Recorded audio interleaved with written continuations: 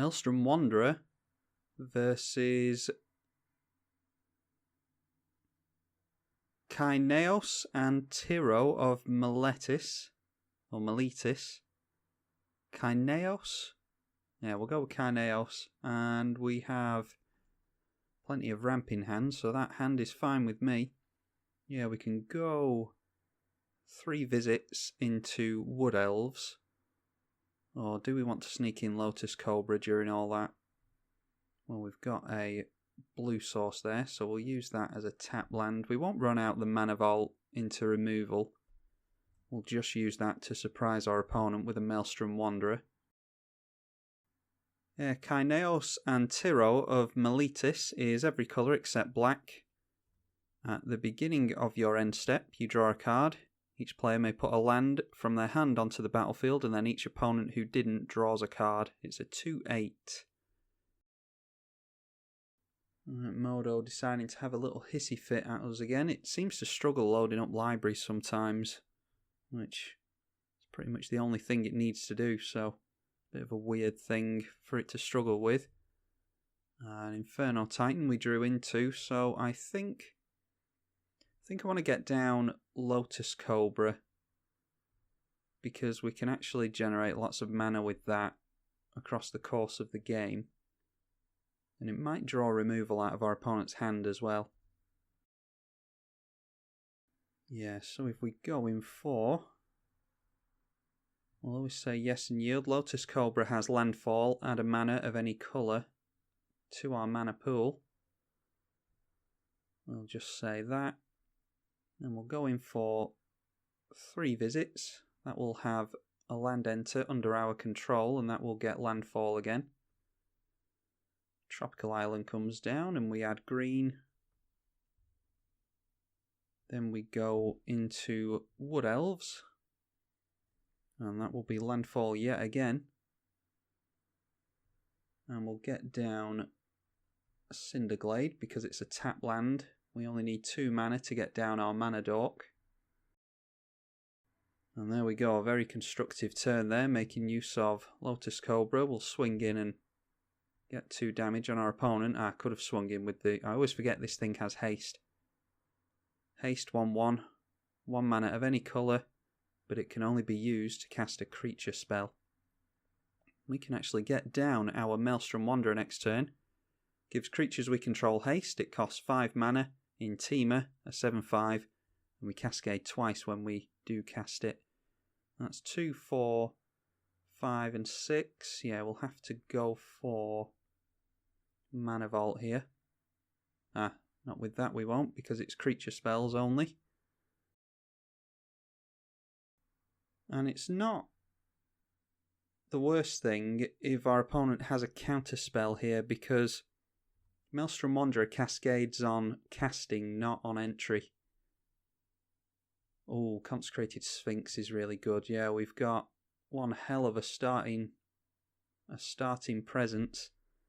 Turn 4, and we're getting some good stuff going here. Eternal Witness can just grab us a land. Yeah, we've got some great value there. Not to mention the fact that all these things are going to have haste, so we can even get damage through. So our opponent needs a board wipe here, and I don't know if they're going to be able to get into it. Yeah, that's not really a fair game. We'll have another one and stitch it onto the side of this one. Hope you all enjoyed it. Maelstrom Wanderer going off on turn 4. Maelstrom Wanderer versus Lord Windgrace. That is barely a keepable hand. If we can keep hold of...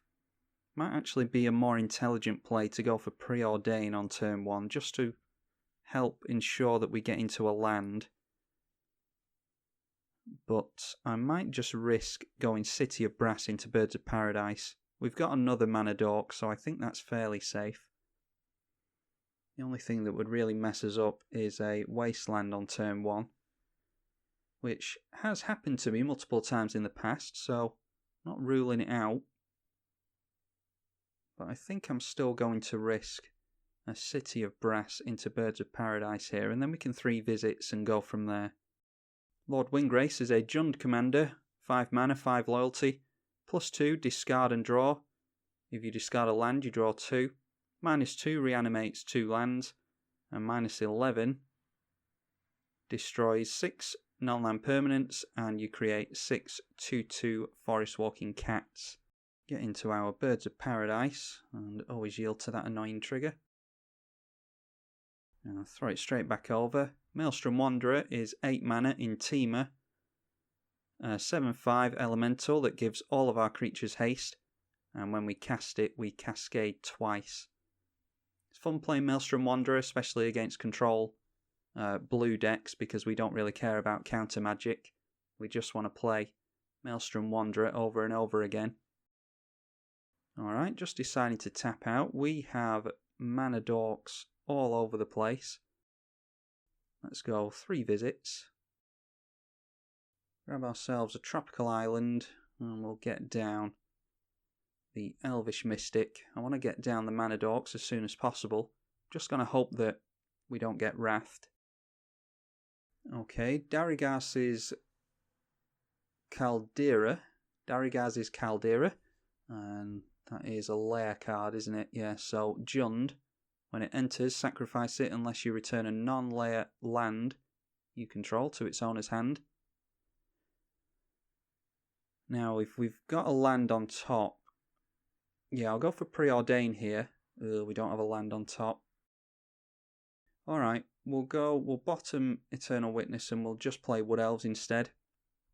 I was trying to get into a land there so that we could play a land and then Explosive Vegetation, but we didn't have one, unfortunately, but we can go for Wood Elves into Findhorn Elves. Get ourselves a Gruul land.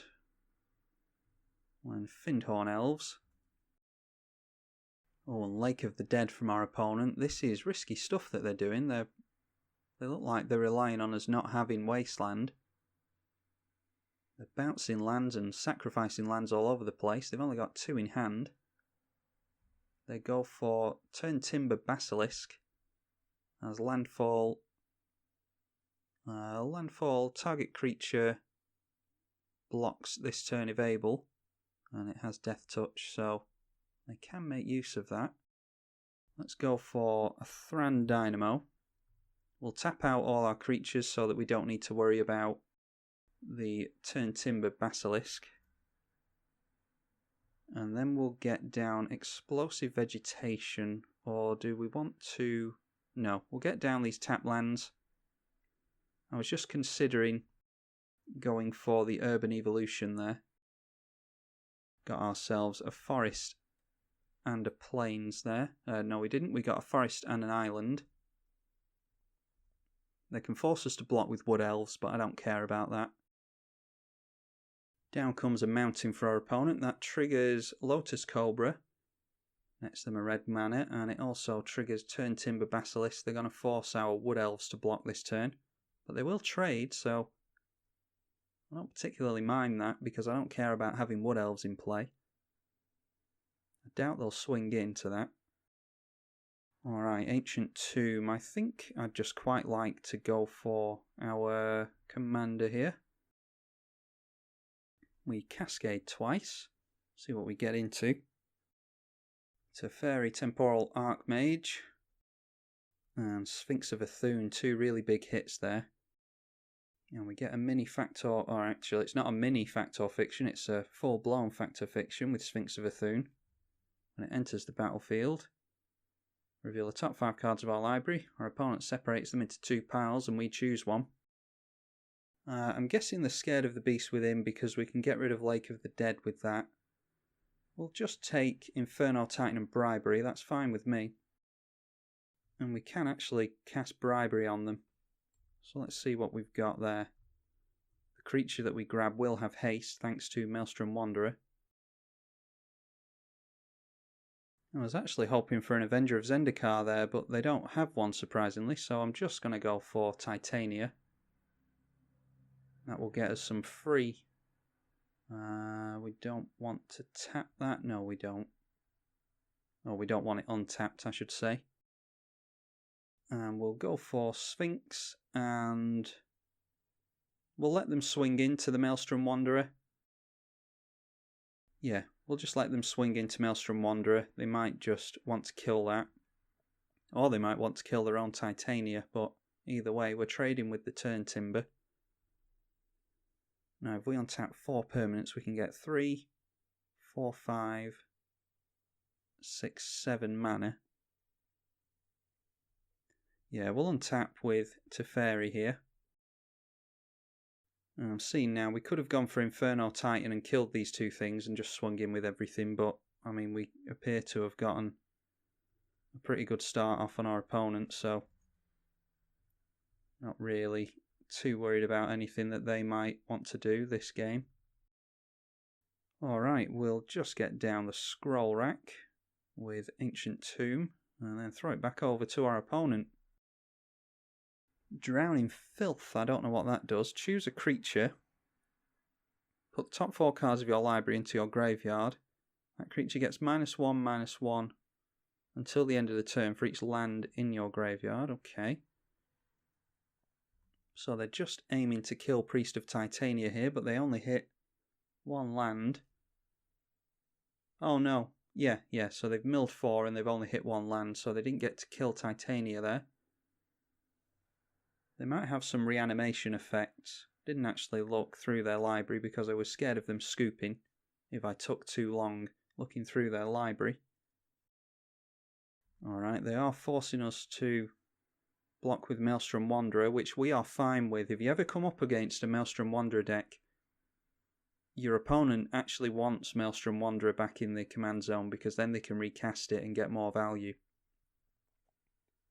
So if you can use effects like Pacify and Lignify, Song of the Dryads, Imprisoned in the Moon, things like that, that's what Maelstrom Wanderer doesn't want to see. But these 2 creatures are going to trade here. We have to block. And they were going in at Teferi, so they've got their eye on him. Now then, let's grab ourselves. We'll just go in for Maelstrom Wanderer again, I think. And then we can, in response to that, scroll rack.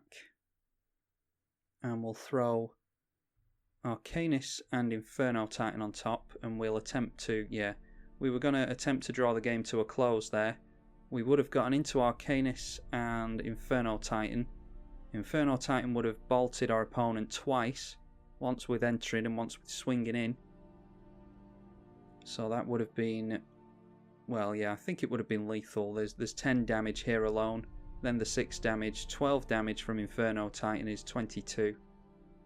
And then 7 damage from Maelstrom Wanderer. Yeah, we have more than enough there, so not a particularly fair game seemingly against Lord Windgrace, but I'm not really sure what they were doing there with their mana base. Like, I don't think you want to be playing lands that Lake of the Dead you could make an argument for, but in a mono black deck I wouldn't really put this in a 3-colour deck. Yeah, you want to be concentrating on ramping as opposed to bouncing your lands and sacrificing them and all this jazz. Anyway, Maelstrom Wanderer, there we go. Beat up Lord Windgrace. Hope you all enjoyed that. I'm tribalkai on the EDH channel. I'll see you next time.